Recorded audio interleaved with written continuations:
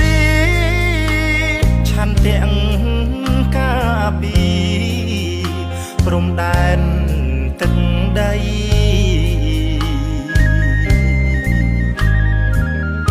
មិនខ្លាចនឿយហត់មិនថាយប់ថ្ងៃពលីដើម្បីរក្សាសន្តិភាពរែកពុនរឿងជាតិឆ្ងាយក្រពុនកូនទោះបីត្រូវសូន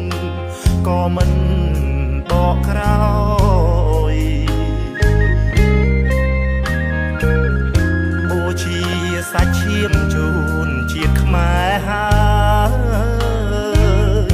ប្រពន្ធបងអើយអូនកុំតូចចិត្ត